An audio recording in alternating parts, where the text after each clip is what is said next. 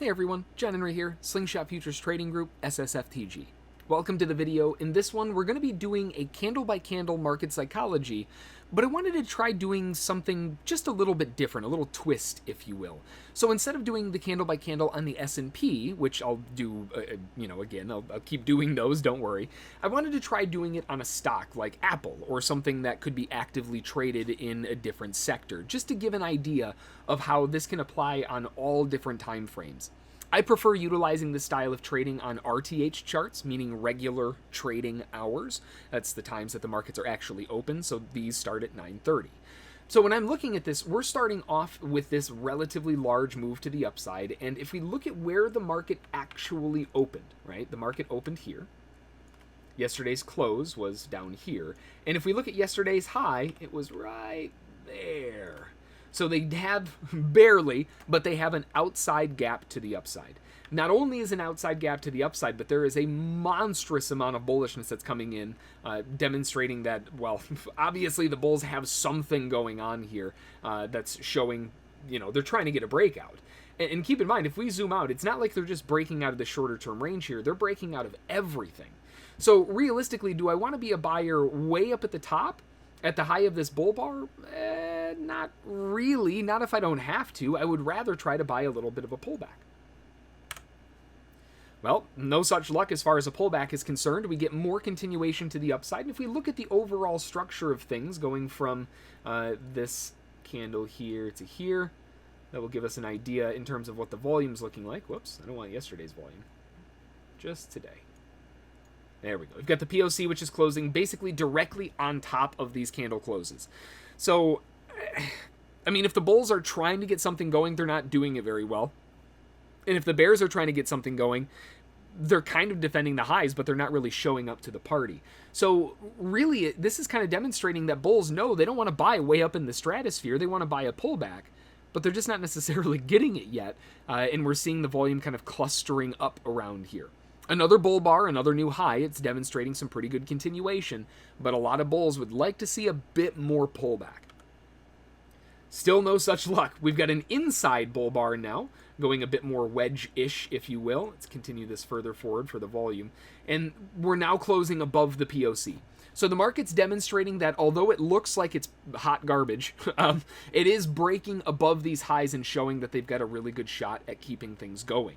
And closing above it at 154.41 allows bulls the chance to at least try to get a short-term continuation, maybe back up to new highs. The problem is the risk is all the way down to the lows. So if bulls are going to be jumping in here, they're going to be buying as a scalper, and that's their assumption, because the risk is going to be down here. Realistically, a logical reward then would be a 0.5 to 1, and just eyeballing it would be around closer to those 155s if they're able to get it.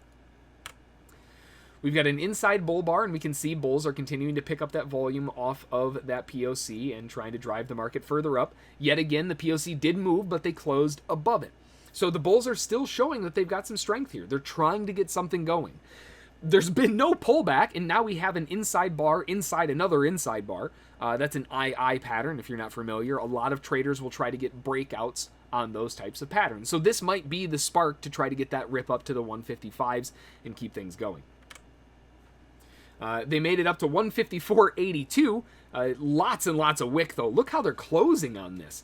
The market is still demonstrating support above the POC, but yet again, closing barely above it, not really breaking the highs. We still haven't had a pullback yet. If the bulls are in this, they're very patiently waiting because there's nothing proving them wrong. But a lot of other dip buyers are still hanging out. They haven't had a dip to buy into yet. So a lot of traders still kind of hanging out. We can see there's a lot of pent-up coiling spring action going on here, but the bulls just tried to get an inside breakout to the upside, and it failed. It's very likely that these bulls are probably going to jump ship, and this is where we might actually get our pullback. Again, I would really like to see at least back to 154.20, down to the bottom of this little kind of start of these inside bars. Beyond that, there's not really much else until way down here at 152. So really, 154.20s is kind of the hot spot to see if we can get a little bit of a dip back here. But the market's still closing above the POCs, and they're still going, looking strong.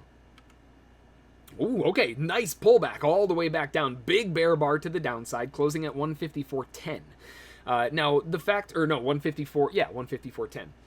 This is a big, big bear bar, and if we move this volume over, let's see if that changed anything. This is closing firmly underneath this volume. So, this is one of two things. This is either, given this context, the start of a very large bearish move to the downside, or these are bulls who are looking to try to pick up the 154.20s. It went a little under it. Okay, you know, let's give it a minute and see what happens here, because this could be the spark for a really big downswing and maybe to fill the gap. Okay, inside bar at least disproves the seller's intentions for a big, strong move. If it was a big, strong move, it would have been another bear bar that looked like that one, right?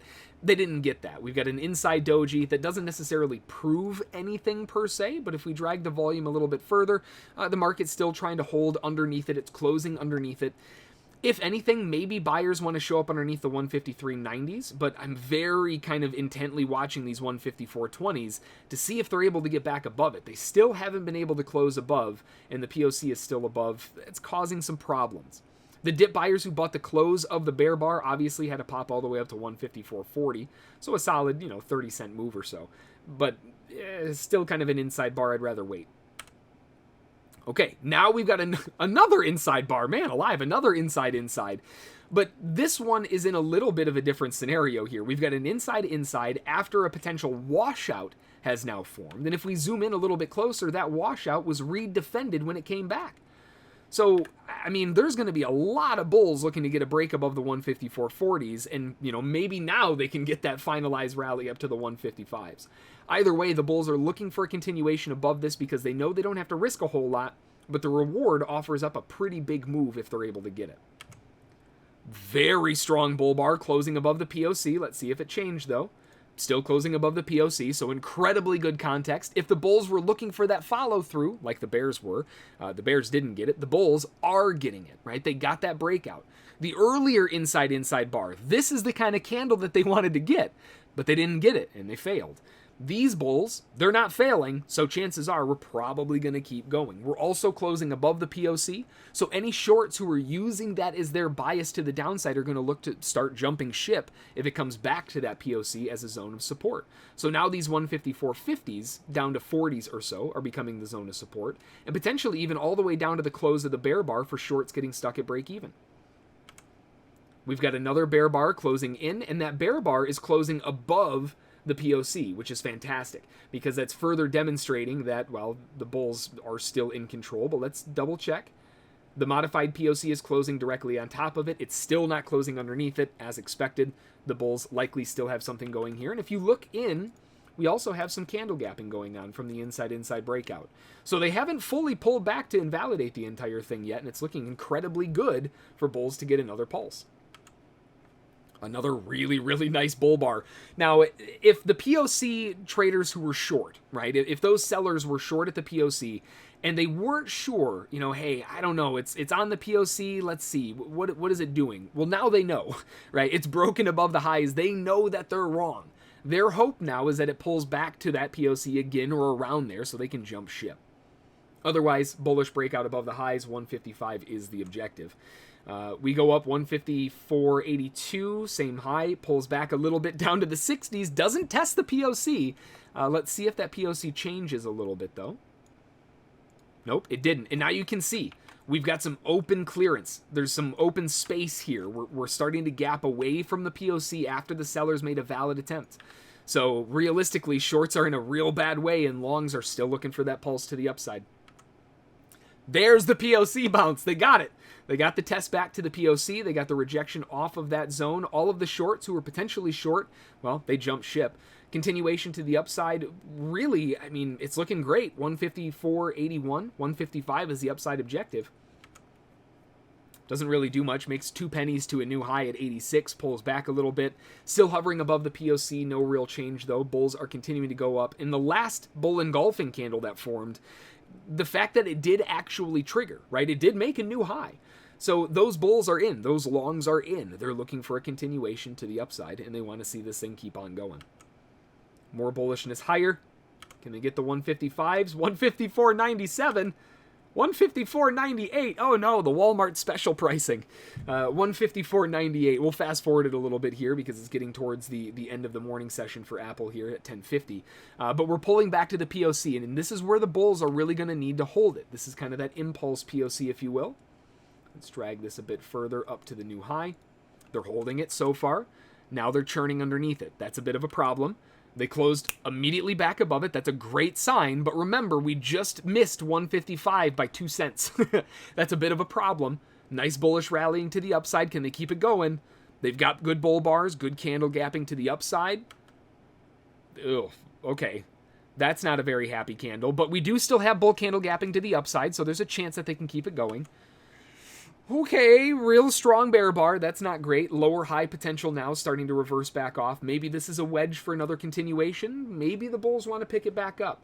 We haven't made a new high, so the impulse POC hasn't changed. Now let's see if they can get a dip back. Maybe retest the POC again. Okay, this bull bar popping back up, retapping the highs, 154.98, closing at 154.80, closing back off the highs with a huge rejection. That's a little bit of a concern. Let's see if they can finish the job and break it. Nope, that's not it. Inside bear bar is a bit of a problem. Oh, no. Okay, so that bear bar is a huge red flag. That's a huge... Nope. I don't want it no more.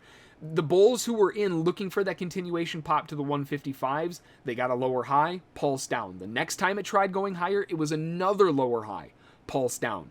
This is either the start of a very large bear move down, or this is the start of a very large bear trap before the bulls get this thing go screaming to the upside.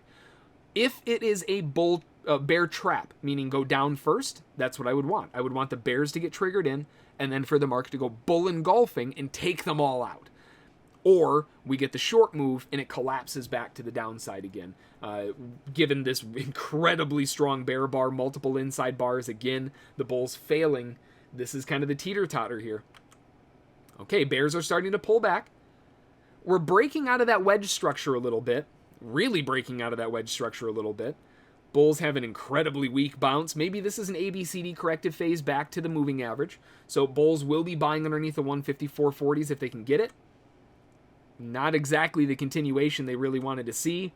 Ooh, bears back down again, down to a new swing low. If it gets a bull bar back up here, that could be a phenomenal launching point to get this thing going through those highs. That isn't it. Big bear bar to the downside. Likely all the bulls are running scared now. Nice bull bar, but more likely a trap at this context. Ended up being a trap. Further movement down. Jeez, oh Pete, and they slide all the way. So, given the overall move that we've got going on here, yikes, look at that thing go all the way down.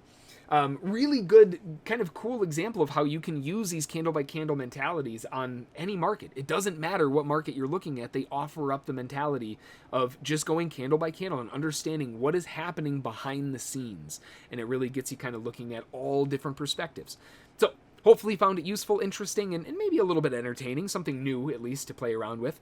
As always, if you have any questions, you can drop them in the comments below, or if you have a more detailed question, you can shoot me an email, jhb@ssftg.com. Until the next one, enjoy, and we'll talk to y'all then. Thanks.